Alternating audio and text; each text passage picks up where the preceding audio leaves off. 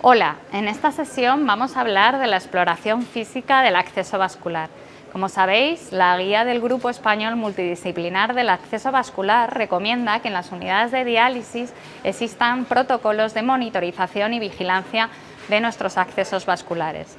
Estos protocolos llevan asociados una serie de técnicas y dentro de ellos están las técnicas de primera generación. Hoy vamos a hablar de arriba del todo de la cadena, de lo primero que tenemos que hacer, que es la exploración física. Recordad que siempre que se haga una técnica tenemos que lavarnos las manos exhaustivamente con agua y jabón o bien utilizar solución hidroalcohólica. Y por supuesto vamos a ponernos los guantes.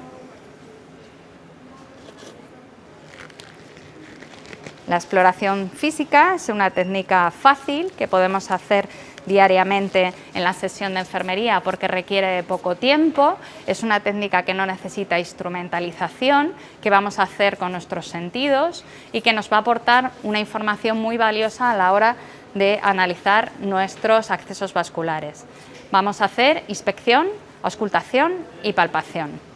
Igual que nosotros vamos a realizar la técnica, vamos a enseñársela a nuestros pacientes, ya que ellos mismos también tienen que controlar su acceso vascular, tienen que saber distinguir, tienen que saber si ha habido algún problema con él, poderlo identificar para contárnoslo. Bueno, pues vamos a proceder. Soy Mariluz, su enfermera, y voy a hacer una exploración física de su acceso vascular. Lo primero que vamos a hacer en una exploración física es la inspección. No vamos a limitarnos a ver la zona de la fístula, vamos a ver el brazo de manera completa y vamos a compararlo con el brazo opuesto, con la extremidad contralateral. ¿Por qué hacemos esto? Porque a veces nos parece que el brazo está normal, que no tiene edema, pero al compararlo con el contralateral podemos observar que hay un poquito de edema comparado con el otro brazo. Este edema puede ser identificativo de la presencia de una estenosis venosa central. Tenemos al paciente con el pecho descubierto porque es muy importante que no solo revisemos el brazo, sino también tenemos que revisar todo el tórax. ¿Por qué? En el tórax nos puede dar la pista de la presencia de otros catéteres previos, como es el caso. Él tiene cicatriz de un catéter tunelizado, aquí encontramos otra cicatriz de otro catéter tunelizado, aquí encontramos otra cicatriz de un catéter temporal. Estas cicatrices nos pueden indicar, al igual si hubiera otras cicatrices de la esfera otorrinofaríngea o la colocación de un marcapasos, nos pueden indicar que esos vasos centrales pueden estar estenosados y nos da mucha información a la hora de identificar nuestros datos en las sesiones de diálisis. Una vez que hemos explorado el tórax, volvemos a la zona del acceso vascular y bueno, en la inspección nos vamos a hacer ya una idea de cómo es nuestra fístula, ¿no? Sí que es verdad que para la elaboración de un mapa vascular vamos a complementar la inspección con la palpación y la auscultación, pero ya a simple vista nosotros podemos ver la zona de la cicatriz donde está la anastomosis y vemos el desarrollo de la fístula, es bastante recto, podemos ver la presencia de colaterales y en este caso las zonas en las que se está puncionando. En la inspección también vamos a ver si hay algún signo de infección.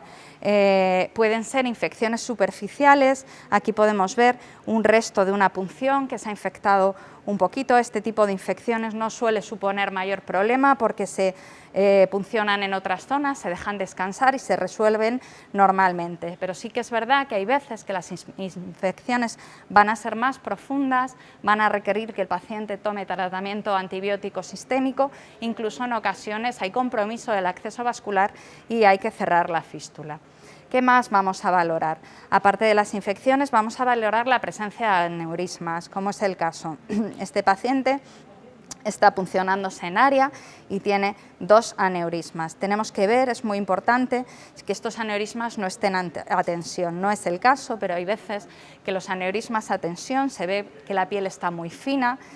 Cuando está muy fina y muy a tensión no se puede pellizcar y esto es un peligro para el paciente porque este aneurisma puede romperse. Sí que es verdad que vemos que hay zonas de cicatrización donde están más clarita la piel esas zonas, la piel ya está muy tocada, deberíamos de evitarlas y pinchar en otras zonas donde no haya ya lesiones de cicatrización.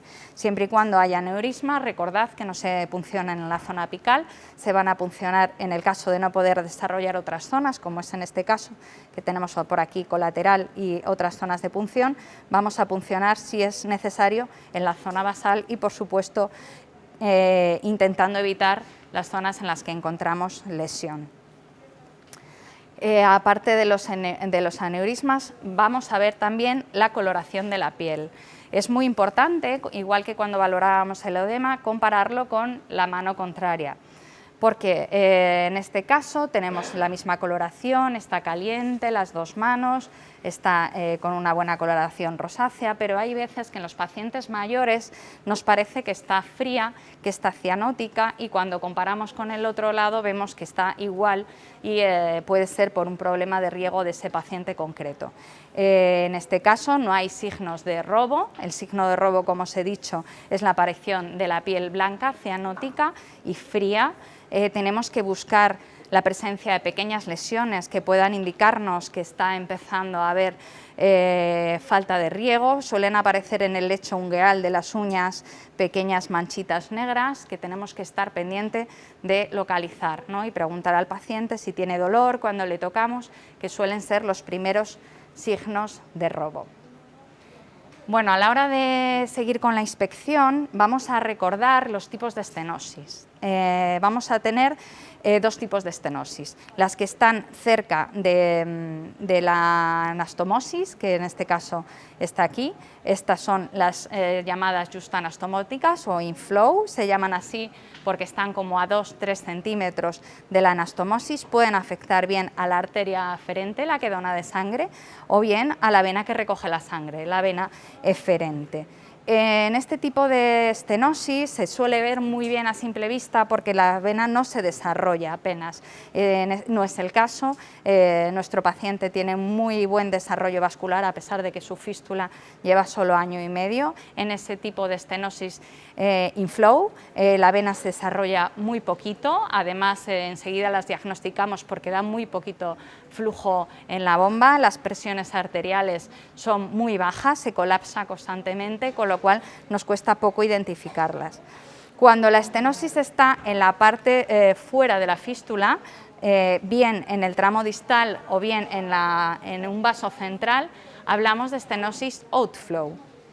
En este caso, lo que ocurre es que como hay una zona, vamos a suponer que fuera aquí, que no deja drenar bien la sangre, las fístulas aparecen muy dilatadas, enseguida se dilatan al poquito tiempo, ya casi al mes de estar hecha la fístula, enseguida aparecen aneurismas en las zonas en las que puncionamos, la vena se encuentra muy dilatada y son muy aparentes. La sintomatología de ese tipo de estenosis, aparte, como hemos dicho, del edema que puede haber o la presencia de colaterales, suele ser que el paciente tarda mucho en hacer hemostasia o puede ocurrir que en la máquina nos den presiones altas, pero también pueden pasar desapercibidas si la presión no está alta, ¿de acuerdo? En este punto de inspección vamos a hablar del test de elevación del brazo. Este test nos sirve para el diagnóstico principalmente de estenosis outflow. ¿En qué consiste? Vamos a levantar el brazo de nuestro paciente por encima de la altura del corazón. Si hubiera una estenosis a nivel central, los aneurismas tardarían mucho en drenar. No es el caso, este paciente sí tuvo en su momento una estenosis outflow, por eso vemos que en su pecho hay presencia de colaterales, pero se ha resuelto, ha habido una intervención, con lo cual le han abierto esa zona estenosada y drena el aneurisma colapsando correctamente. En el momento que bajamos el brazo, como tampoco hay estenosis inflow, la sangre pasa rápidamente y los aneurismas vuelven a llenarse de sangre. Bueno, pues hemos hecho la inspección, vamos a pasar a la palpación. La palpación la vamos a hacer con la palma de la mano y vamos a identificar dos figuras, el pulso y el thrill de la fístula. El pulso se va a palpar con la yema de los dedos, vamos a ponerlo desde la anastomosis y vamos a ir palpando todo el trayecto venoso. Un pulso normal es un pulso de baja intensidad, es un pulso fácilmente comprensible, que no pone resistencia. En cambio, en las fístulas en las cuales hay una estenosis outflow, lo que ocurre es que como la sangre no drena bien, esta tensión, esta fístula se vuelve difícil de comprimir. Esta tensión se puede ver incluso hasta aneurismas, que parece que la tensolos se comprimen mal, está dura, y hablamos de fístula hiperpulsátil. En el caso contrario, cuando la estenosis es en la zona de anastomosis, estenosis inflow, lo que ocurre es que el pulso es muy débil. De hecho, tenemos una técnica para identificar estas estenosis inflow, que es el test de aumento de pulso, que consiste en comprimir en una zona más distal, más alejada, y ver cómo cambia el pulso en la fístula. En una fístula normal, al comprimir, se debería de volver hiperpulsátil, debería de quedarse dura, difícil de comprimir. Cuando hay una estenosis a nivel de la anastomosis, aunque nosotros comprimamos la salida, la fístula no se rellena bien, no se hace hiperpulsátil, sigue siendo una fístula con poca cantidad de sangre. Una vez que hemos evaluado el pulso, vamos a pasar a la evaluación del thrill. Este se hace con las yemas de los dedos, se colocan encima desde la anastomosis, todo el trayecto igualmente venoso del paciente. Aquí lo que vamos a valorar es el thrill, o llamado también frémito, que es la representación del flujo del acceso del paciente. Cuanto mayor es el thrill, mayor va a ser el flujo del paciente. Por supuesto, va a ser más intenso en la zona de la anastomosis, y según nos vamos alejando, este va a ser un poquito más ligero. Cuando tenemos una estenosis en la zona de la anastomosis, inflow, este thrill va a desaparecer cuando estamos previa a la trombosis, y ya si la fístula se trombosa, va a desaparecer el pulso y el thrill. El thrill nos va a ayudar para la búsqueda de venas colaterales mediante un test que se llama test de oclusión secuencial. Esto nos puede venir muy bien a la hora de puncionar un acceso cuando se nos ha extravasado, no encontramos dónde pincharle, para localizar colaterales. Lo que hacemos es una oclusión temporal en la parte distal, y si nosotros comprimimos, en este caso, como se ve muy bien la colateral, lo tengo que hacer por delante. Si nosotros comprimimos por delante de la colateral, esta fístula se va a hacer hiperpulsátil, va a perder el thrill, como no tiene salida a la sangre, y solo vamos a notar un pulso muy intenso. Pero si nosotros desplazamos la mano hacia atrás, en este caso se va a ver muy bien porque se ve perfectamente la existencia de colateral, en esta zona, como hay una vía de escape de la sangre, volvemos a recuperar el thrill, con lo cual podríamos identificar otras zonas de punción. Una vez hecha la palpación, vamos a pasar a la auscultación. Para eso necesitamos un fonendo, y lo que vamos a hacer con la auscultación es identificar el soplo. El soplo es el audio del thrill, con lo cual igualmente vamos a explorar desde la anastomosis todo el trayecto hasta la clavícula, porque si tienen zonas de estenosis, zonas altas, tenemos que identificarlos también mediante el fonendo. Nos vamos a poner el fonendo y vamos a explorar todo el trayecto.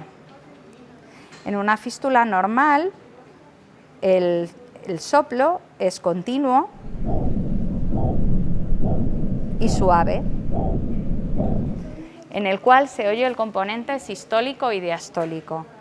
En una fístula que tenga una estenosis, hay una turbulencia antes de la estenosis, y ese soplo va a perder el componente diastólico, va a quedar solo el sonido sistólico, y es un sonido mucho más piante, mucho más agudo, como el que escucháis a continuación.